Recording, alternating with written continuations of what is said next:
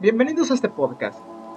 Aquí hablaremos de Un Mundo Feliz, una obra que expresa una visión bastante interesante del futuro, ya que propone una sociedad perfecta donde todo el mundo es feliz a través de distintas prácticas de control y de orden para mantener la estabilidad en un colectivo.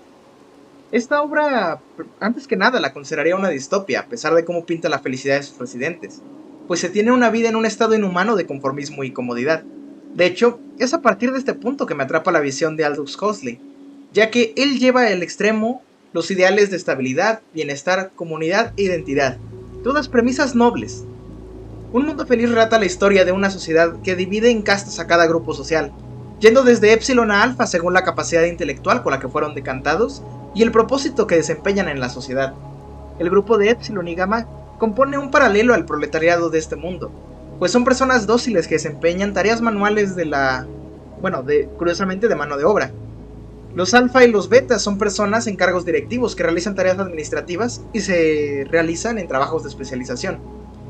Aquí es donde está el primer tema interesante de este libro, pues las diferencias entre las castas del mundo no entran en temas de marginación.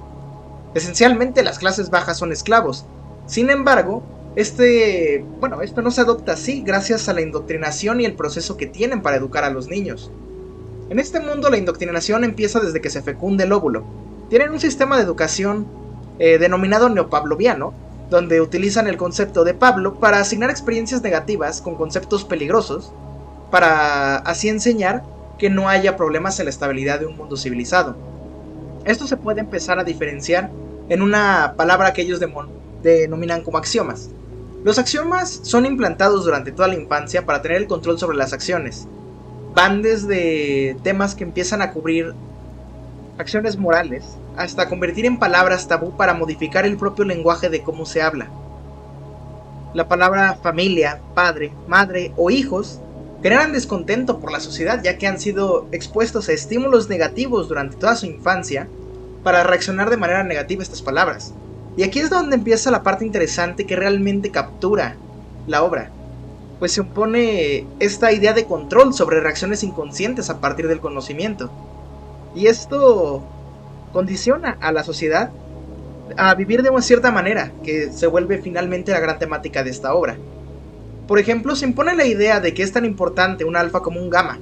Estos se tienen axiomas que se repiten durante toda la juventud para mantener la estabilidad sobre la esclavitud sin tener grupos marginados.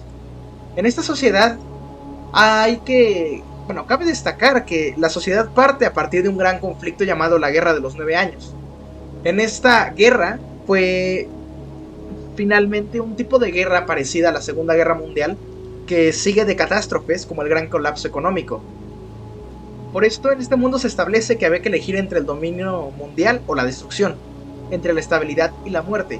Y es a partir de este conflicto y de crecer en un mundo de llamas que la sociedad tiene un control tan grande sobre la moralidad para evitar que se repitan estas situaciones. Se tienen axiomas para medir la conducta moral y establecer ideas que nosotros consideraríamos un poco controversiales, como la poligamia, como el todos son de todos, temas de colectivismo, el compás del bien del mal, e incluso se empieza a desarrollar cierto apego por una droga llamada soma. Los axiomas son finalmente la máxima expresión de la propaganda estatal. También cabe reclarar esto del soma, ya que es otra temática importante que expone el libro y es un tipo de control que existe dentro de todas las personas. El soma es esencialmente una droga relajante que inhibe el sufrimiento. Es una clase de anestesia que se toma diario para permanecer en un estado de estar dopado.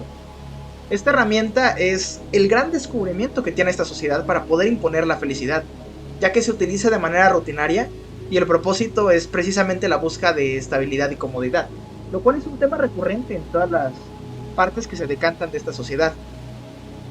Igualmente hay una parte interesante en este libro que detalla que hay sociedades que existen llamados comunidades de salvajes. Son grupos de gente que no gozan del desarrollo tecnológico que ha desarrollado la sociedad de un nuevo mundo. Están esencialmente exiliados de la zona civilizada y tienen prácticas que consideraríamos más como tribales, siendo rituales, dioses, el sacrificio y en general el extremo polar al mundo civilizado. Aquí se propone mucho esta idea de pelear por el sacrificio, del sufrimiento y de tener prácticas que son completamente lo contrario a la sociedad civilizada que propone Huxley. Esta narrativa incluso se lleva alrededor de todo el libro, ya que se muestra el paralelo entre tres personajes de ambos mundos.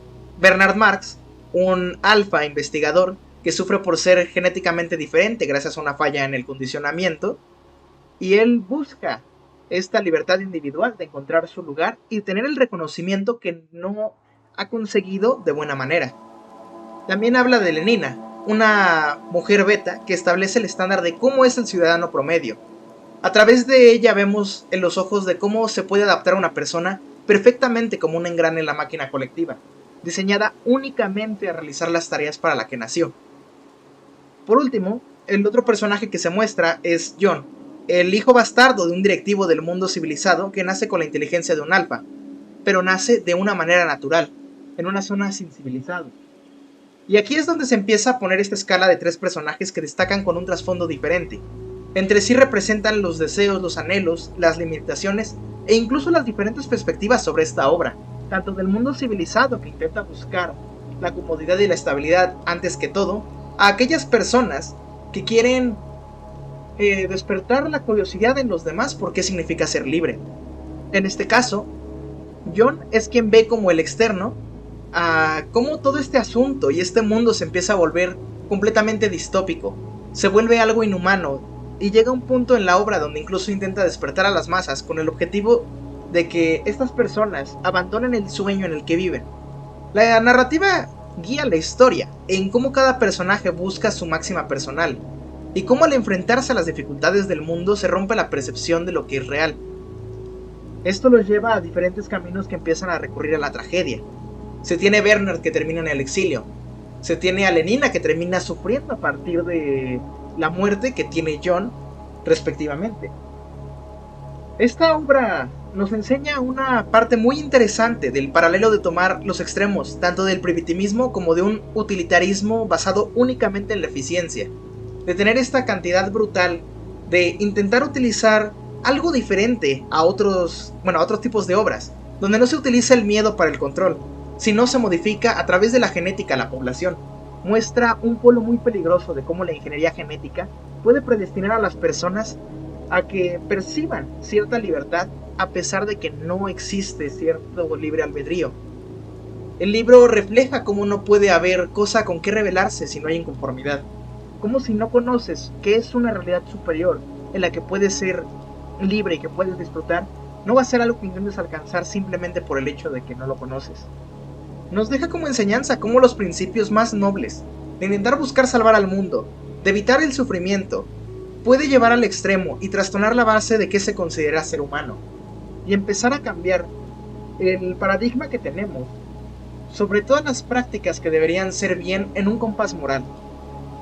Finalmente, nos muestra cómo el progreso tecnológico desmedido puede remover la divinidad en una forma casi inquietante de la propaganda, y lo peligroso que pueden ser estos mecanismos sociales, para perder incluso la divinidad que existe en las emociones negativas, para dejarnos a la mitad sin saber qué es el conocimiento de alguna otra cosa, de saber qué es el otro lado de las personas, y de conocer cómo el sufrimiento puede guiar a la felicidad. A través de estos arcos y a través de la tragedia es que incluso se empiezan a prohibir los libros en esta obra. Nos muestra cómo el control de la información, del manejo incluso del propio lenguaje, puede ser la herramienta más poderosa de la propaganda, y cómo finalmente quien controla los medios es aquel que controla la capacidad intelectual de todas las personas. Nos muestra una realidad difícil y dura, y que posiblemente podamos tener si no medimos los avances tecnológicos y el poder que está en las manos de cada persona, pues incluso el ser sobreprotector puede llevar a una realidad peligrosa donde haya crueldad y no se sepa que puede haber en un mundo feliz. Gracias por su atención.